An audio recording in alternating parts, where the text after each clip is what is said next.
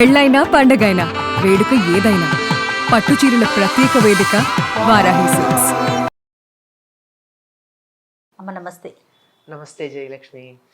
అమ్మ, డబ్బుకి ఎలాంటి గౌరవాన్ని ఇవ్వాలి? ఎలాంటి గౌరవం ఇస్తే మన దగ్గర ఉంటుంది లక్ష్మీదేవి? ఎవరినైనా సరే మనం గౌరవిస్తే మన దగ్గర ఉంటారమ్మా. చులకం చేస్తే ఎవరు ఉండరు కదా, అవమానం చేస్తే అసలు ఉండరు కదా, పట్టించుకోకపోతే మన వంక చూడరు కదా, లెక్క చేయకపోతే వాళ్ళు అంతే కదా.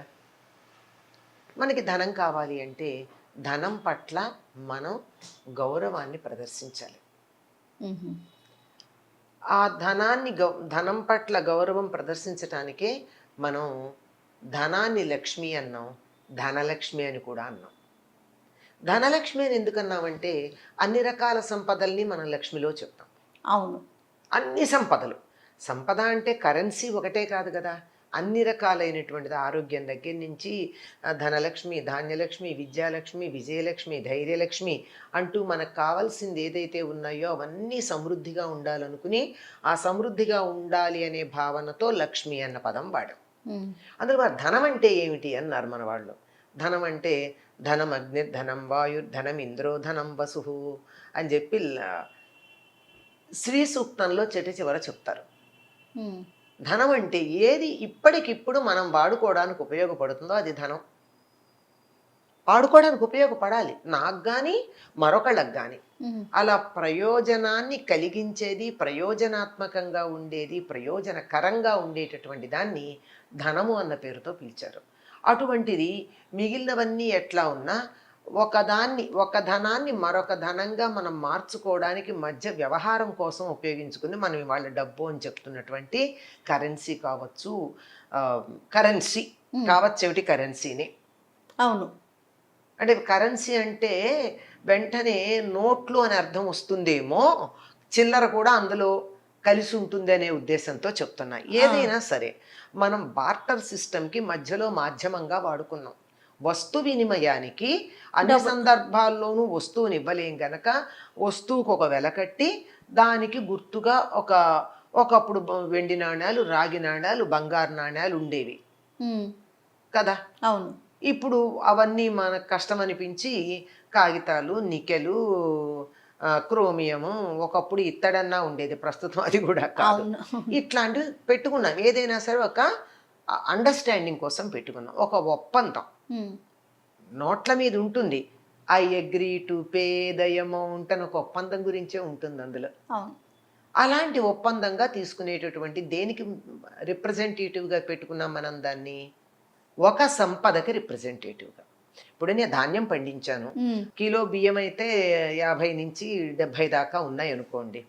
నా దగ్గర ఎక్కువ పండితే నేను అవి ఇచ్చి కందిపప్పు తెచ్చుకోవాలంటే ధాన్యం బస్తా మోసుకెళ్ళలేను కదా. అవును, అందుకని ధాన్యం బస్తాకి ఇంత అని లెక్కగట్టి దాన్ని ఒక కాగితం మీద పెట్టుకుని ఈ కాగితం ప్రకారం అక్కడికి ఇచ్చి అక్కడి నుంచి నేను కందిపప్పు, మినపప్పు, ఏది కావాలంటే తెచ్చుకుంటున్నాను.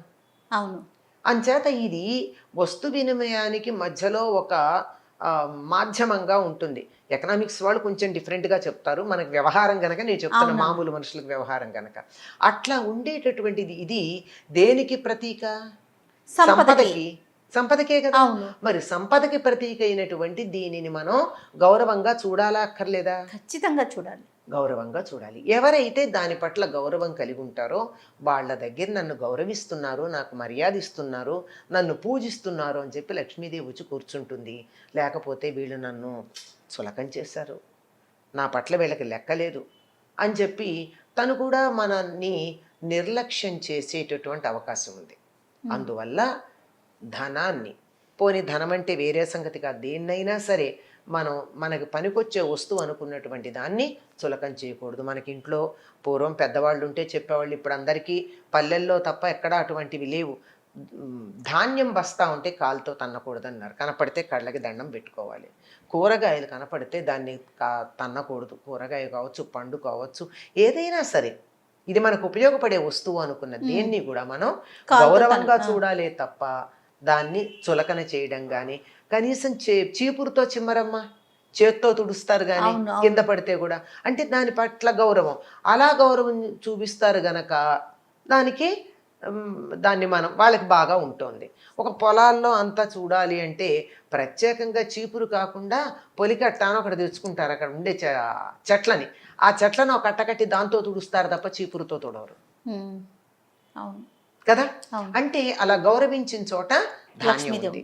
అలాగే మనం డబ్బుని కూడా గౌరవించిన చోట డబ్బు ఉంటుంది.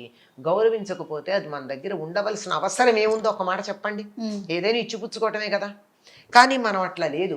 ఈ మధ్యకాలంలో అస్సలు లెక్కే లేదమ్మా. ఎట్లా పడితే అట్లా వాడతాం. ఇలా నోటితో ఇట్లా అని రూపాయలు లెక్క పెడుతూ ఉంటాం. కరెన్సీ నోట్లను లెక్క పెట్టడం చూస్తాం. లక్ష్మీదేవిని ఎంగిల్ చేయడమా? ఎంత తప్పమ్మా. చిన్న పిల్లల్ని ఇలా ఎంగిలి ముద్దు పెట్టుకోవడానికి ఒప్పుకోమే మనం. అవునమ్మా. అవునా? ఉమ్.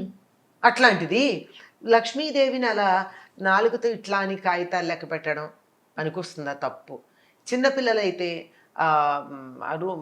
పావలాలు, అర్ధ రూపాయలు నోట్లో వేసుకుని నవ్వులుతూ ఉంటారు. తప్పు కదా, చేయకూడదు. ఇంకా కొంతమంది పిల్లలు ఇంట్లో క్యారం బోర్డు లేకపోతే రూపాయి కాయిన్స్ని పెట్టి దాంతో క్యారం బోర్డు లాగా ఆడతారు. అంటే ఆట వస్తువా? కాదు కదా, ఆట వస్తువు కాదు కదా, దాన్ని గౌరవించాల్సిందే కదా. ఇంకా కొంతమంది తీసుకొచ్చి అలా విరాస్తారు. అందులో అందులో ఒకళ్ళ పట్ల ఒకళ్ళకి కోపతాపాలు ఉన్న సందర్భం అయితే మరీను ఇంకా స్పీడ్గా వెళుతుంది.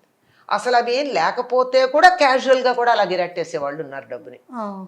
అంటే దాన్ని ఒక ఒక పేపర్ కిందో లేకుంటే మేము ఇంకొక వస్తువు కొనటానికి ఉపయోగపడి ఇది కూడా ఒక వస్తువే అని చూస్తున్నారు తప్ప సంపద అనే దృష్టిలో సంపద అసలు దాన్ని గౌరవించాలి. గౌరవిస్తే మన దగ్గర ఉంటుంది అన్న భావన లేకుండా అయిపోతూ ఉంది.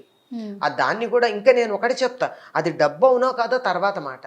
కాగితం ముక్క కదా, కాగితం మనం సరస్వతీదేవి అనుకుంటున్నాం కదా, మరి సరస్వతిని మనం గౌరవించాలా? అది కూడా అక్కర్లేదండి, దాని మీద గాంధీ గారి బొమ్మ ఉంది, నువ్వు గౌరవించాలా అక్కర్లేదా అని చెప్తాను నేను. అవునా కదా? అంతే. మరి ఏదో ఇండోనేషియాలో లాగా మనం ఏమీ గణపతిని వేసుకోలేదు, ఇంకో దేశం లాగా లక్ష్మీదేవిని వేసుకోలేదు. ఇండియాలో కాదండి, బయట దేశాల్లో ఉంటాయి ఈ బొమ్మలు కాగితాల మీద, నోట్ల మీద, రూపాయి వాళ్ళ కరెన్సీ మీద. మన దేశంలో లేదనుకోండి, మనం టూ సెక్యులర్. అంటే మధ్యకాలంలో కదా సెక్యులర్ అయ్యాం, మొదట్లో కాదు మనం. మధ్యలో వచ్చింది సెక్యులర్ అనేటటువంటి పదం. సరే సెక్యులర్ అని అనుకుందాం పోని, అందువల్ల మనం వెయ్యం కదా. అంచేత దాన్ని పోని కాగితం ముక్క అనుకోండి. కాగితం దేనికి సంకేతం? సరస్వతికి సంకేతం. సరస్వతిని నిర్లక్ష్యం చేయకూడదు కదా. కాలుతో తన్నకూడదు, చేత్తో ఇట్లా ఎంగిల్ చేసి ఇట్లా లెక్క పెట్టకూడదు, విసిరివేయకూడదు అని చెప్పుకుంటాం కదా. అందుకన్నా దాన్ని గౌరవించాలి. మేమండి చాలా కష్టపడుతున్నాం, మేము కష్టపడేదానికి మాకు కోట్లు ఉండాలి కానీ లక్షలు కూడా ఉండట్లేదు మా దగ్గర అంటారు అని అంటూ ఉంటారు. లక్షలు వస్తున్నాయి కానీ అయినా అది అంతవరకే వస్తున్నాయి అంటారు. ఏమిటి? నిలబడలేదు, లక్ష్యం చేయటల్లా, దాని మీద మీకు లెక్క లేదు, గౌరవం లేదు. కానీ పడిన శ్రమకి ఫలితంగా ఇంతో అంతో వస్తోంది, మీ నిర్లక్ష్యానికి ఫలితంగా అది మీ దగ్గర నిలిచి ఉండట్లేదు. మీట నొక్కితే దీపం వెలిగినట్టుగా విద్యుత్ దీపం, మీరు చేసిన శ్రమకి డబ్బు వస్తోంది కానీ వచ్చింది ఉండట్లేదంటే మీరు దాన్ని గౌరవించట్లా, కూర్చోవడానికి తగిన స్థానం ఇవ్వట్లా. మా ఇంటికి నేను మిమ్మల్ని పిలిచాను, మీరు కూర్చోవడానికి ఒక కుర్చీ చూపించాలా? నేను ఖచ్చితంగా చూపించాలమ్మా. ఆ 4 కుర్చీలు ఉన్నాయి, పోనీ ఆ 4 కుర్చీల్లోనూ చెత్తా చెదారం ఉండి దుమ్ము ఉంటే మీరు వచ్చి కూర్చుంటారా? లేదు, వచ్చావుగా కూర్చోకేం చేస్తావని నేను ఇట్లా కూర్చున్నాను అనుకో, వెళ్ళిపోతారు. లక్ష్మీదేవి కూడా అంతే. ఆవిడ వస్తోంది, వచ్చిన దాన్ని నిలబడి ఉండేటట్టుగా చెయ్యవలసినటువంటి బాధ్యత మనది.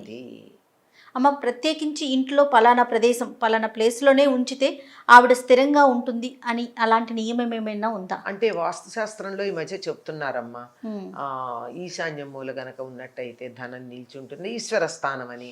లేదా ఉత్తర దిక్కు కుబేరుడి స్థానం గనక ఉత్తర దిక్కున ఉన్నట్టయితే కుబేరుడు ధనాధిపతి కదా, అక్కడ ఉంటుందని. కనుక డబ్బు దాచుకుంటే ఉత్తరాన్ని దాచుకోండి అని వాస్తుశాస్త్రం తెలిసినటువంటి వాళ్ళు చెప్తూ ఉంటారు.